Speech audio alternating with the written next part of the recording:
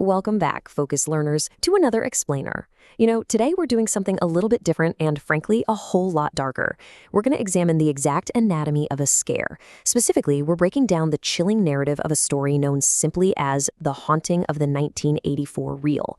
Together, we'll deconstruct the pacing, the sensory details, and those psychological turns that make this specific piece of source material just deeply unsettling. So lean in, maybe dim the lights just a little bit, and let's explore how a totally forgotten piece of media transforms into an absolute nightmare. Okay, let's dive into this by establishing our setting, because it is absolutely crucial to the tension of this whole narrative. The time is exactly 2:15 a.m. on a quiet Tuesday night. Our protagonist is an archivist. Now, think about what that job actually entails, right? Working alone, deep inside this dusty warehouse basement, surrounded by the physical remnants of the past. Their whole purpose is to restore old, forgotten films. The text paints this picture of just profound isolation. It's late, it's dead quiet, and the archivist is utterly alone with history.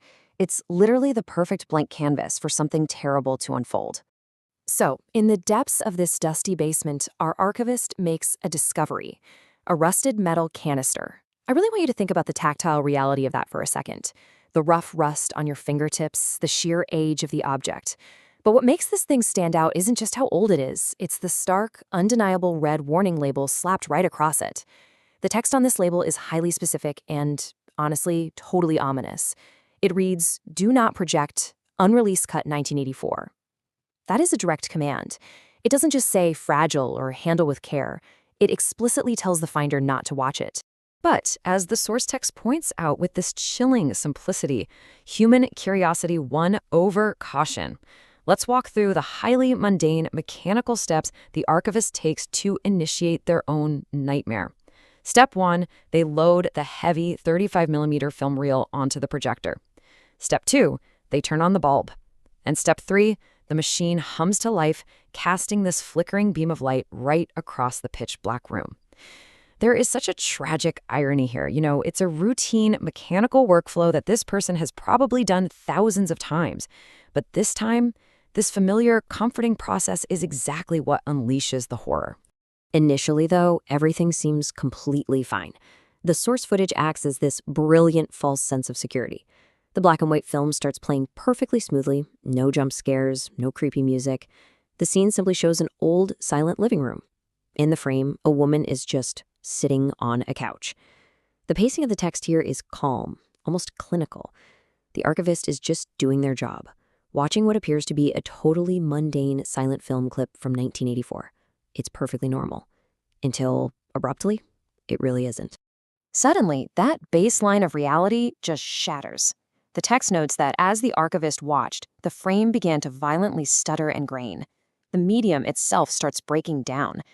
And then the most unsettling shift happens on screen. The woman slowly stops acting. She breaks character entirely. She turns her head away from the scene she was supposed to be a part of, and she looks directly into the camera lens. Just like that, the safe, comfortable barrier between the observer and the observed is instantly destroyed. And what the archivist sees when she turns her head is, well, it's pure nightmare fuel. The script describes it perfectly. Her eyes were completely hollowed out. She is staring straight at the archivist right through that flickering projector light. The subversion here is absolutely terrifying.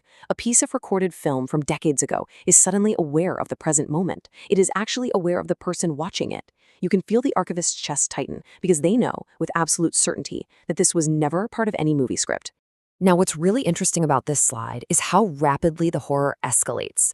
Let's break down this timeline of terror as the fourth wall completely shatters. At 0 seconds, the film, which had been entirely silent, erupts into a loud, distorted screech from the projector speakers. At 2 seconds, the woman with the hollowed eyes leans forward. At 4 seconds, the projector light flickers off for a complete 2-second blackout. And at 6 seconds, when the light flashes back on, the couch on the screen is empty.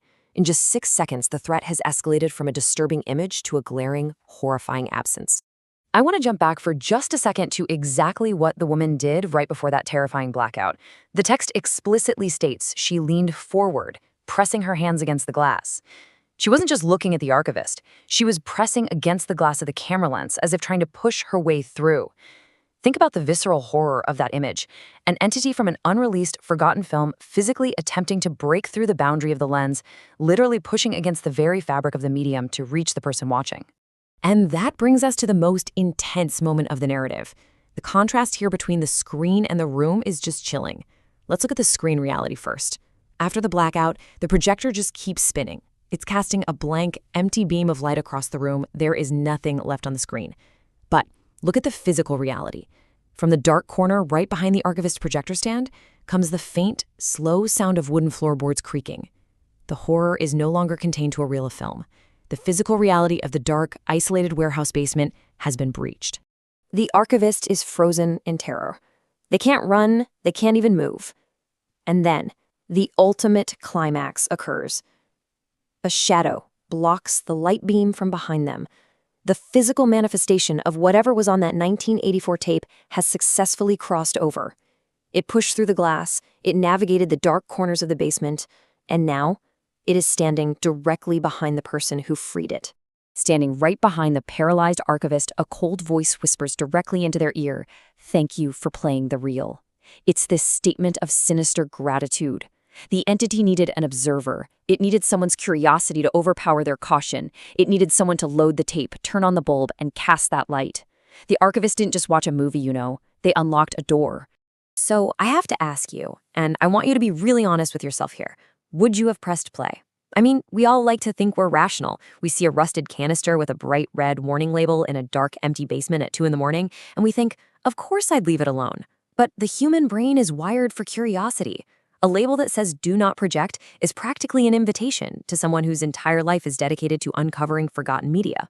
The absolute genius of this source text is how it preys on that very simple, very relatable human flaw.